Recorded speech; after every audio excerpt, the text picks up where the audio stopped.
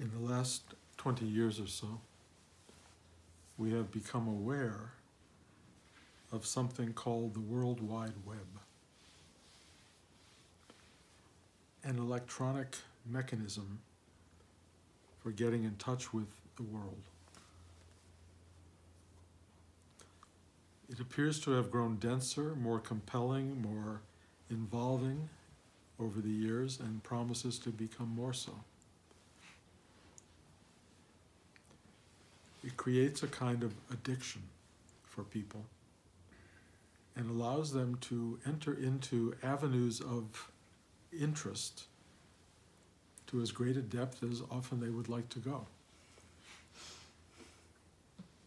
It is very addictive. I see it already with my grandchildren who hunger for screen time.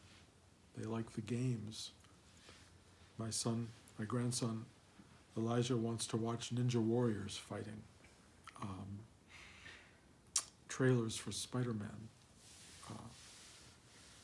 Talia loves to play incredibly intense games that involve her for hours.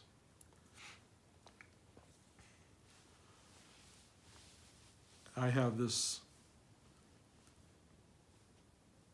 great curiosity and involvement in the news, the thing that's happening, that's politically alive and in our lives, being very much curated by other people. So I'm being fed their interpretation of what's going on, but it's being fed with such dramatic urgency that it's very compelling. And so you watch the news. When I say you, I don't mean you. I mean one often gets drawn into some kind of narrative or multiple kinds of narratives that are going on around us. In a certain sense, we begin to learn about ourselves by what do we want to go to? What do we want to watch? What draws us in? What turns us off? How are we like other people? Do we like to see things that 500 million other people have just watched, or are we finding the thing that nobody's seen yet? In a certain sense, we begin is the wrong word, but we find identity in what we consume, in what we pay attention to. We weave it into our day-to-day life, and according to a lot of statistics, we do it a lot. We go into that space regularly whenever we get bored with what's in front of us or don't know what to do, or something clicks us, like we see somebody else looking at their phone, therefore we have to look at our phone. The sense that we want the world to be in touch with us and we want to be in touch with it. And I present all this to you not as a new thing. Obviously, all of us are being caught in it. But what I would like to suggest is that before the World Wide Web, there was the world, which is in itself a web. It is a web of attraction. It's a web of rejection and compulsion and fear and power and curiosity. In many ways, the World Web is the first World Wide Web that we were introduced to, and in which we defined ourselves. It operated in slower motion, perhaps, but we began to find our compulsions. We began to find the things that drew us in, the things that repelled us, and we began to create a story around all of this stuff, and we gave it our name. Bruce is a person who likes this, who doesn't like that, who's good at this, who isn't good at that, who is accepted by this group of people, who's rejected by that group of people. All of the web of the world started to create a story that became very compelling. It's the story of, I'm really a good person, I'm really a bad person. I really have good sides, I have bad sides. I have strengths and I have weaknesses. All of these things became a kind of definition that I truly began early on to believe in.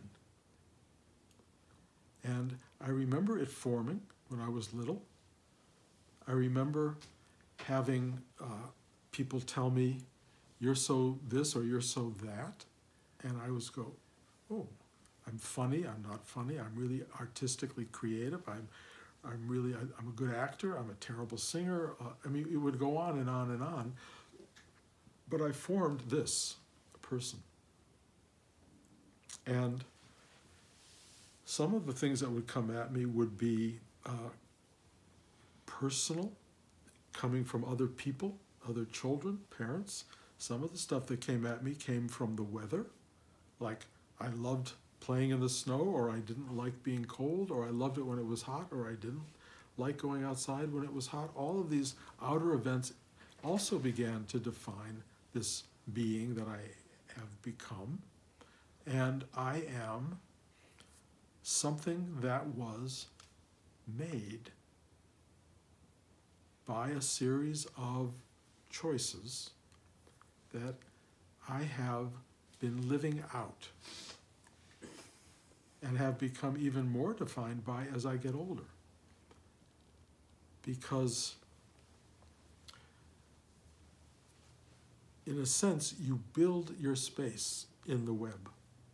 You create the space. The web guides you, forces you, manipulates you, inspires you, frightens you into locking into time and space in a particular way, into this particular home, in this particular mindset.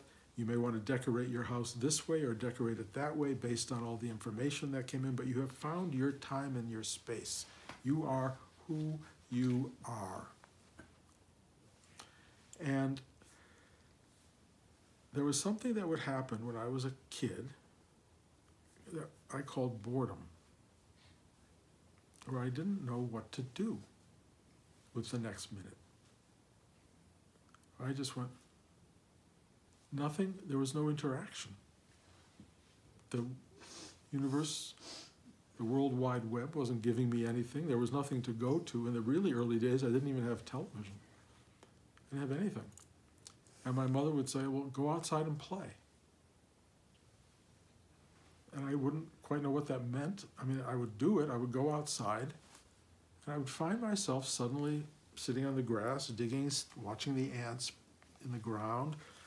I remember breaking off part of a wallboard in my garage and drawing stuff on the sidewalk and kind of enjoying it. And I started discovering that I could get the other kids in the neighborhood to put on plays, and we would start acting stuff out, and we would have a really good time, and suddenly I wasn't bored. I had found a way to engage the web, to become active in it, not just by reacting and choosing, but by projecting and manifesting. And in that regard, I was empowered and became a powerful choosing entity. I could say, I don't want to do that. I want to do that. And that power was really exquisite. So if I really didn't want to eat the spinach, I would say, no, I don't want any spinach. And the power of saying no to spinach was a kind of directive of, I know who I am and I'm in charge of this web. I'm in charge of what I do. Rather than just a reactor, I'm running the show in some level because of my selective ability. But as you grow older, you discover that you've missed a life of spinach. My mother hated cheese at the age of 2 and never tasted cheese again the rest of her life. No matter how much you tried to tell her you might like it now that you're not 2, you might actually like it. She did not go there. And you start to define a box that is what and who you are. How do you get out of the web?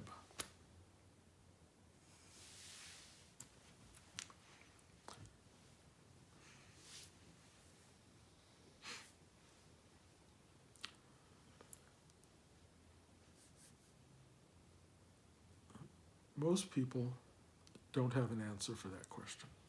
Let's go to sleep, get drunk, get caught up in the web more deeply, go to the circus, go to an entertainment, do something that involves and takes over and makes you forget you're in the web, because most people don't know they're in the web. And when they get feeling caught by the web, they don't have an idea that there's a mechanism for getting out of it. But when you finally see, if and when you're lucky enough to be initiated into a blasted vision of, I'm caught in the web. I'm caught in this thing that is manipulating me and driving me, and even my reactions and my declarations of power are all defined by the web itself. Where am I in this? And what we've been given in our world culture is something that says, stop what you're doing. Sit down, be still, and see what is in front of you. Pull back. Give yourself stillness. Our culture does not provide for that. The Western culture doesn't have something that one would call still-pointedness.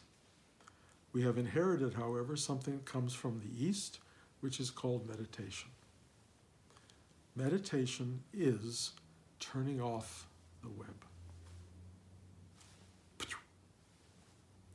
It is an act of simple empowerment.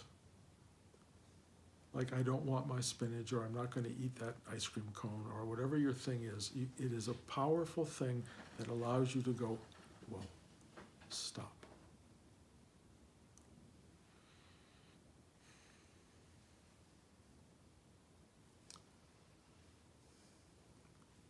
Getting people to turn off the web is not easy. Just in terms of what we're dealing with in the culture now with our screens. We are becoming more and more involved, more obsessed, more controlled by these things, not less. Trying to get people to turn off their screens for the day is really hard, and will get harder. And yet that's just one manifestation. The real screen to turn off is the three-dimensional moving soundscape, visualscape, emotional universe that we inhabit, that is also a part of a bigger version of even the web. And it is so dynamic that almost everybody is lost in it and in some ways enslaved by it, because there is no one who is able to step back and separate from it to the degree that they can become free or liberated from the pull and the dynamic of all of this. And it's hard. So we enter into this thing that says, I need to sit back, I need to meditate, I need to break the attachment. You can put your phone down for 2 hours and think you broke your attachment. You can meditate for 20 minutes and think you broke your attachment. You can start to feel, haha, I know where the power is. I've got the power. I can meditate, and I'll be able to then live the day from a new perspective. Well, in a way, that's true, but those of you who pick up the phone after an hour or 2 hours, those of you who are back in the world after a 20-minute meditation, realize maybe that you're as caught in it as you were before. It has re-exerted its enormity of addictive nature. How do you truly break away from the web? And then also, why? Why bother? Why turn it off? Why not just enjoy it? Here's one possible reason. At the end, it's going to get turned off. Everything you love and you've been addicted to and you've been drawn to is going to get off. And there you are, possibly. This is an argument that could be argued. But assume you're still there when it gets turned off. and you're bored. And there's nothing.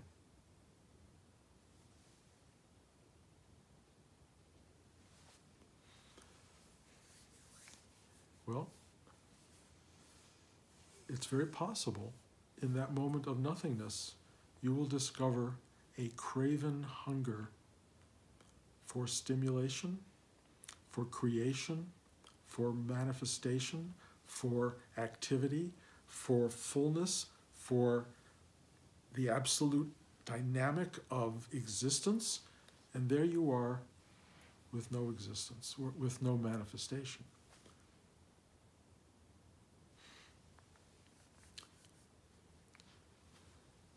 Let's assume that is not a happy moment.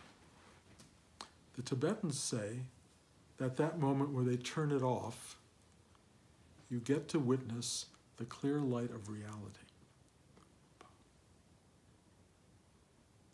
And that most people who are unprepared for that reality are blinded by it for a moment and then lose it. They cannot find it because they essentially cannot handle that much truth, that much light. They have lived in a world of shadow for so long that that light is hard to bear, and they turn away from the light. And they enter, in the Tibetan terms, bardo states, states of learning that follow the manifested life, through which you go through beautiful, hellish dramas, a whole new world of manifestation, a whole new world of web, if you will, in which you are instructed in the undoing of your addicted mind. It lasts for great long periods of time because at that point time is no longer part of the equation. So if your mind was able to give it time, it would be like billions of years. It's a very long, difficult process of going back to releasing yourself from the web.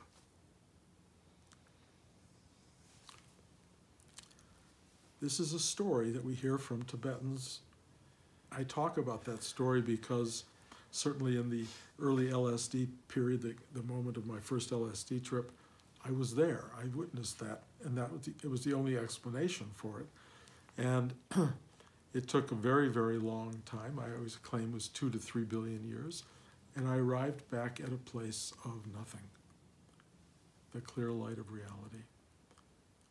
I'm not sure it was the clear light because it was kind of gray, but it was a spaceless space, and I just was there, and I was in a state of release, freedom, dreamless sleep, but clarity.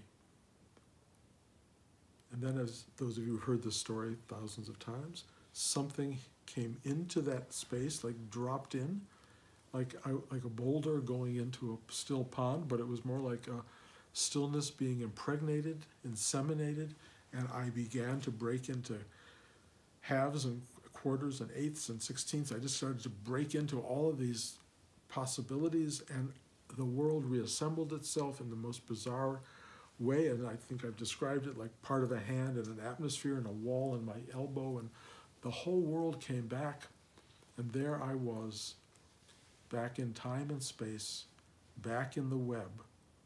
And I said, why am I back? And it said to tell people what you saw, which is exactly what I'm trying to do right now. So I'm presenting you with this idea that there is a web that we are caught in and addicted in. It is both now manifesting technologically. It has always been there in the material world, in the manifested world. And there has always been a reset point or a stepping out of that space, and it was the meditative act. And a singular meditative act will have limited result. A practice of meditation will have something greater. That which is greater than the singular momentary act of separation is that you start to experience a space inside you of stillness and clarity that becomes less and less shadowed, if you will, that the shadows start to move away and the clear light of reality starts to become more present.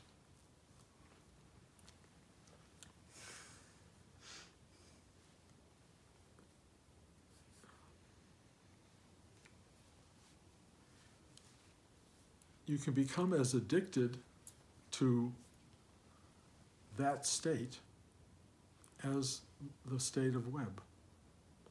You can get as addicted to doing nothing as to doing something. Finding yourself in that space is a great teaching space. On the other hand, its true value comes when you enter back into the world with the clarity and the light shining in front of you. And you can look at things and see them in ways that other people don't. You can see the addictions, you can see the failures, you can see the narratives, you can see what people are living on, you can see the false statements, you can see the fear, you can see the joy. You see it clearer and clearer and clearer. And the lessons that start to evolve from that witnessing of life from a place of evolving clarity is extraordinary. But there remains this question of kind of what is it and why? Why? Why have it happen at all?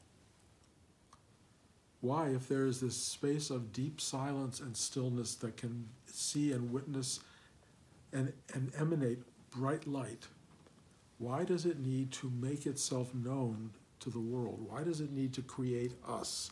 To create the fish of the sea and the trees and the beetles and the ants and the birds? Why does it need to do that? You get a little taste of that in the joy that you have watching a bird fly. You get a little taste of it when you walk down the street and you see in front of you hillsides of flowers and trees and a blue sky and a sun, and you go, oh, oh. The beauty, the pleasure, the exquisite awareness of what the manifested world is its own justification. The fact that it has limited duration creates a quality of poignancy and enhances the beauty. And so when we get to see it, knowing its limited time and framework, when we get to see what is and knowing we're going to have it for moments, something brings it into another place of witnessing and appreciation that makes this manifested journey worthwhile.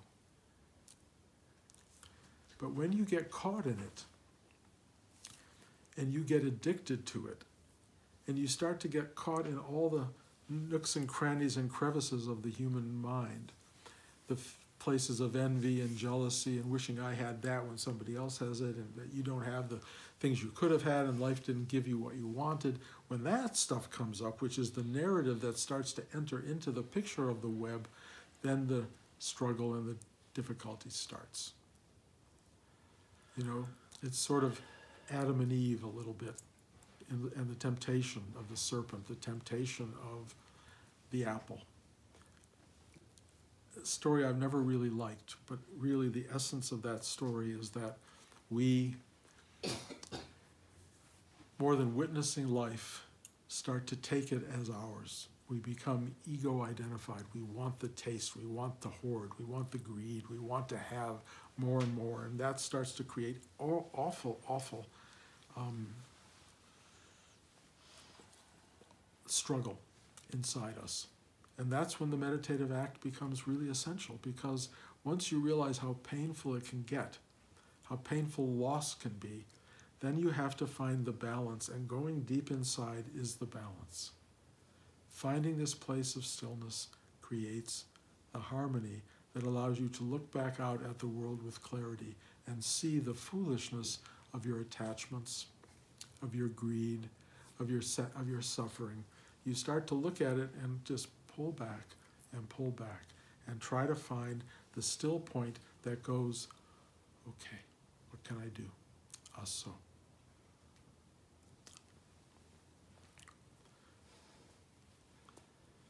This practice that we do here is a practice, meaning it's a repeated effort to get good at it, to build what Rudy called spiritual muscle. Spiritual muscle is the strength and the capacity to let go of the web, and to let go of the computer, to let go of your phone for long enough periods of time that you can experience who you are and what you are and the universe that you live in, and then to re-engage it from a place of knowledge and awareness and consciousness. But you still want to maintain, no matter what, the ability to go inside and go, thy will be done. To let go of your own personal striving and to become essentially one with that which sees and knows and witnesses and appreciates and breathes this existence. The only way to do that is to get past your own private narrative, to get past your particular line of inquiry. You know, you can look at your website and see where you've been, what the searches you've done, you know, every day, every week for months or years, depending on how often you clean it out. In life, it's very hard to go back and look at all the searches that you've been doing every day, but you've been doing searches all the time, and you are infested with your searches. The spiritual journey is to let that all go, to learn to push the thing that says erase, empty out, trash, let it go, let it go. That's what we're supposed to be doing here. Meditation is learning to find the trash button and let the stuff go, because otherwise you're walking around with it every day, walking with so much of your search engine in place, still searching, still looking, and even if you've had a day of meditation and you get quiet for 5 minutes, 10 minutes later you will be back in the search. Very few people are really willing or able to give up this addiction. And I will tell you from my own personal experience, the more you do it and the more committed you get to it, the stuff that really starts to grab you is stuff that's had you from the beginning. Primal fear, primal expectation, hope, need, all of these forces that created you in the beginning that you identify with as the foundational truth of your life, all of that as well has to start to go. And if you want to discover where the struggle of spirituality really comes in, dive deep, sit still and watch. Be Buddha under the bo tree. Watch what happens when all the desire and all the fear come after you. Trust me, that part of the journey is not for the faint of heart. If you want to know what it is to turn it off, to enter the clear light of reality, you have to be willing to annihilate everything. That is challenging. It is incredibly challenging. And one can say, why bother? Why do it? I can't answer that question. I can only tell you, when you've been set on that mission, you have no choice but to go there. Buddha walked out of his palace and said, I have to see what's true. And he had to do it. I got initiated, if you will, in the 1960s with a drug that shattered everything and then brought me back and says, now you do it. Figure this out. Get out of the web. Get out of the web. Turn it off. See what it is. And then when you can turn it back on, and you can enter into it in a completely different way. You can be, I guess, of service to other people and help them learn how to turn it off. You can help them become less addicted, find moments of love and truth in the midst of it, find an easier means of being who they are. This is something that we're all here capable of learning for ourselves and ultimately of sharing with other people. part of the journey of cutting out of the web is helping people in the web, helping them. If you feel called to that, and you feel driven, and those of you who come here, those of you who listen to these talks, something in you is responding to this, unless you're not. But if you are listening, here's the thing. Excuse me. Make it a practice. Sit still. Begin the extraction of yourself from the web. Turn it off. Be still and discover the clear light of reality that is shining inside you. Make that your goal, no matter what. The clear light of reality. Everyone in the world is walking in that light. Very few people see it or know it. If you can see it and know it, you will be it. If you can be it, you will be of great service to the world. You will be serving mankind. Be the light. Be the clear light of reality. It is not given to everybody because you have to show your worthiness. You have to show your willingness to be annihilated. You have to let them rip you apart so that you become free of all of your story and narrative, and you can just be this thing that is. Everyone who's listening to this is listening because they've been called to that mission, if you will. If you've been called, you can choose to do it deeply, fully, lovingly, or you can choose to just dabble in it. Kind of whatever you want. It's your story. But I will tell you, if you want to go the whole way, be prepared. It's going to take everything away. Be prepared. It's going to hurt on that level. But be prepared.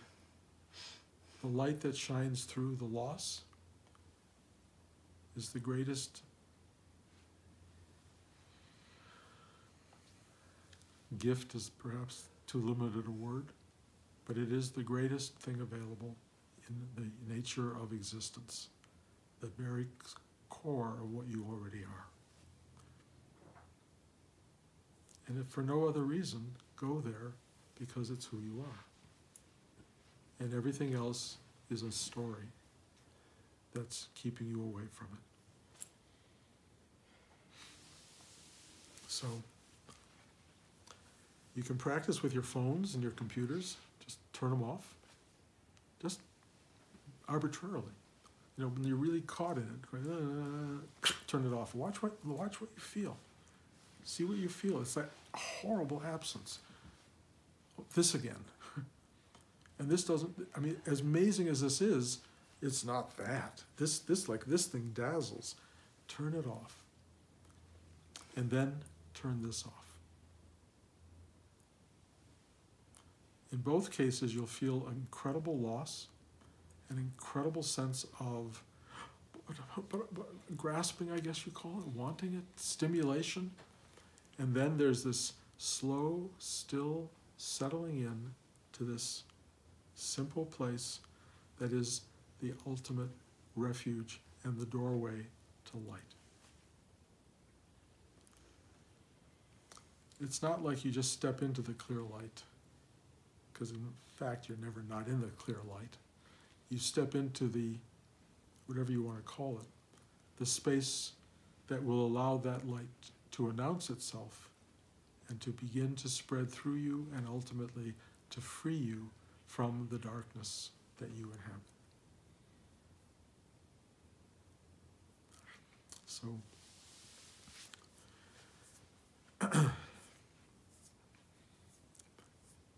turn off the web.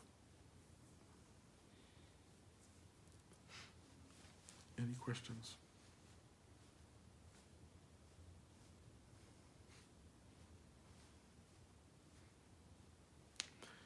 Easier said than done. And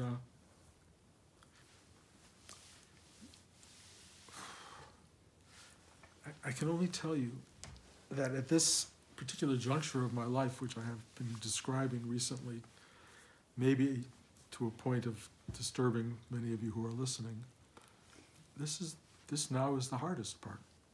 I didn't expect that. But this is the hardest part, the letting go. I mean, you know, you're going to get to a point where they're going to really start to take real stuff away. It starts to leave. And you have to go, okay. And so I apologize if I'm appearing to many people who are hearing these talks to be complaining or a soul in struggle, but I am on some level, because I really did think I had, that I was further along, if you will. I didn't know that some of those shadows were still reflecting things that were really still essential parts of identity. And they are getting checked out. And certain days are easy and certain days are not easy. But I tell you this because if and when you get to that point that you are in the, if you will, end game, I think the end game of liberation, you'll just remember these words and go, okay, Bruce did it, I'll do it. Assuming Bruce does it. But I think that I don't feel that there's a choice here. It's process. It's just process. And I have so committed to this process for the last 50 years of this life, and God knows how many other lives, that this is it. This is the journey. And I will report from the front lines. And if you want to follow the journey, you're welcome to. And if you decide to come back 10 years later to see how it went, that's fine. And if you decide just to turn it off and just go to people who've completed the journey, that's fine too. But it's a journey, and we're all on it, and we're all going to go through it. Trust me. You go through the. It's not that it's exactly predictable, because it's going to follow your narrative and not my narrative. But your narrative is going to unwind. Your narrative is going to unwind. The things you're attached to and that you love and that you follow religiously on the web are all going to get taken away. And you just need to be gracious and go, bye.